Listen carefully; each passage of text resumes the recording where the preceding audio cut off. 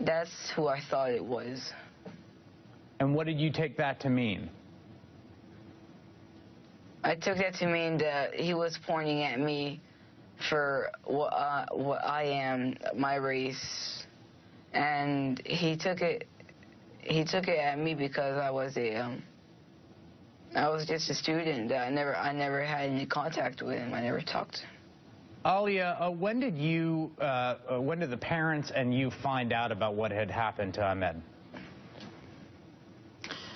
So the parents found out when they finally did contact him, his parents, when they were in the jail, when they were at the police station there in Irving. So they finally contacted the parents, even though Ahmed had repeatedly asked for them to get his parents involved, and they repeatedly refused until once at the police station, his family, his mother and his father and his sister went up there. Some of the pictures that are circulating on social media are thanks to his sister's quick thinking. She took some pictures, she recorded some information, which was really helpful. After that, in the evening time, we were notified about the case situation and then met with the family the following morning to get the details of what had happened. Ahmed was just talking about having been called a terrorist before, just in school.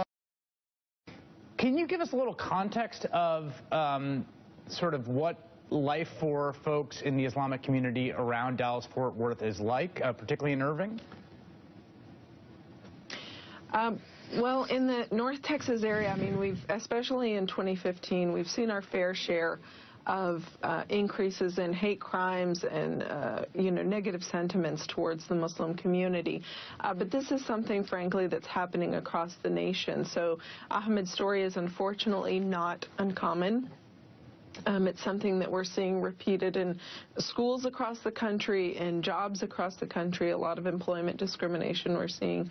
But in Irving in particular, we're concerned because there has been recently a very negative climate in focus comparing to the Muslim community.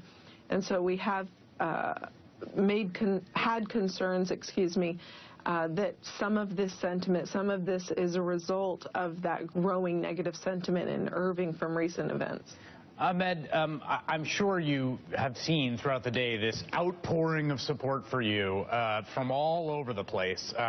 Hillary Clinton said, "Assumptions and fear don't keep us safe. They hold us back." Ahmed, "Stay curious and keep building." Mark Zuckerberg said, "You can visit Facebook." The President of the United States said, "Cool clock, Ahmed.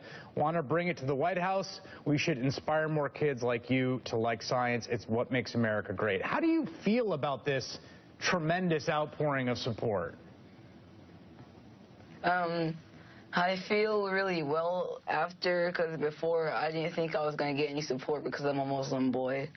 So I thought I was just going to be another victim of injustice. But thanks to all my supporters on social media, I got this far thanks to you guys. And the way I see it is... Continue, sorry. I see it as a way of people sending a message to the rest of the world that just because something happens to you, because of who you are, no matter what you do, we'll always have your back. And has that been true of the kids in your school, friends and folks like that? Have you been getting some support locally as well? Yes, I've been getting a lot of support locally. Irving, Texas. That's great. Hey, listen, overwhelming. I want to bring in someone else who's voiced their support for Ahmed. Dr. Shonda Prescott-Weinstein, an astrophysicist at MIT, which Ahmed has called his dream school. Doctor, you're there. Anything you want to say to Ahmed about MIT and what kind of place it would be should he want to check you out there?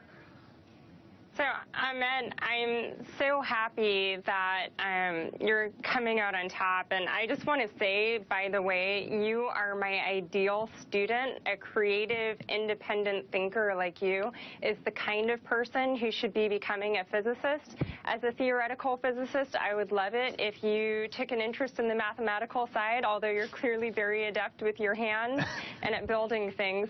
So I hope you'll think about theoretical physics.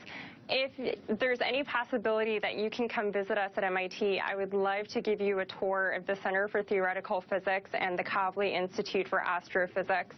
And I'm hearing from my former advisors at Harvard College that they would love for you to come to the Center for Astrophysics, the Harvard-Smithsonian Center for Astrophysics. So I really hope that you'll come visit us in Cambridge. It would be fantastic to have you. You are the kind of student that we want at places like MIT and Harvard.